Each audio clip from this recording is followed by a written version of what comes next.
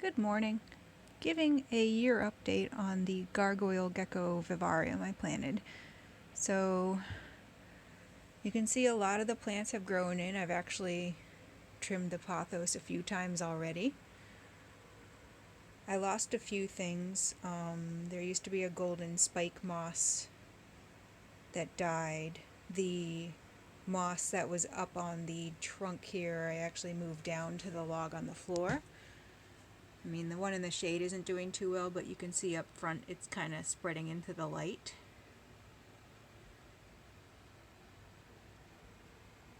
Up here I had an earth star that eventually died off, so I moved a couple air plants where that used to be.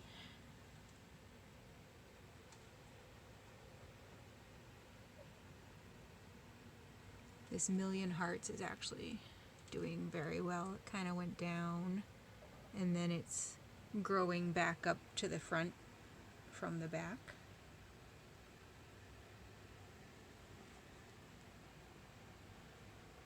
This begonia I thought I was going to lose. It actually died back till it was like a single stalk, and then suddenly it took off and it's pretty much covered this front corner, and it's really cool because if you, let me see if I can get the right camera angle here.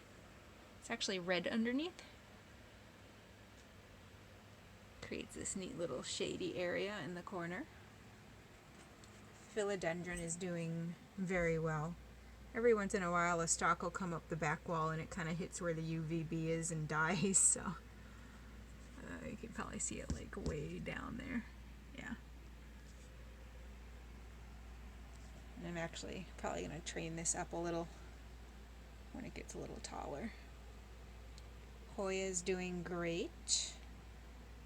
Lemon button fern is kind of hanging on back here. You know, it's not doing superb, but it's still there. And the fern actually wasn't doing very well until the pothos grew in over it. It was kind of like very ratty looking, and now that it has a bit of shade, it seems to be happier. So I'm not going to trim that part of the pothos. I am going to trim this though, that's kind of growing and completely taking over the ledge here. It's actually burning quite a bit because that's the UV bulb back there. But this is where the gecko kind of hangs out in the winter, because if it were winter time I'd actually have a ceramic heat emitter running in the back. That's kind of where she goes to warm up in the winter. But overall I'm really happy with the balance. I don't know how I did it this time. Sometimes I do stuff and it completely goes bad, like the crested gecko vivarium over here. It keeps overgrowing like this basically, and I think I'm gonna have to rip it apart and move stuff around a little, because it's kind of the reverse layout of what you actually want in a vivarium, where the back stuff I planted kind of died off and then this stuff in front grew in like really huge. So I mean, it's good for the gecko, but not good for the viewing layout. So I won't like get rid of the plants, but I would like to rearrange them so they grow a little bit nicer. So what I'm going to do today is just trim back the pothos, and I'll add some more leaf litter.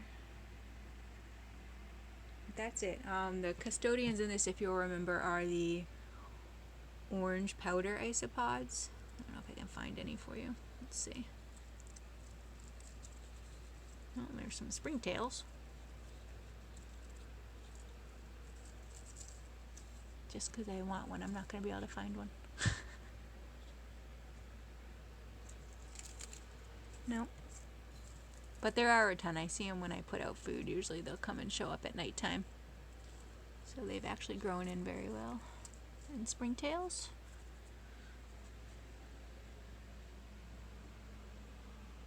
But that's it. Just kind of wanted to show this off. It's actually pretty rare you can get this many species to kind of hang out in the same vivarium. So, kind of interesting. I hope you enjoyed.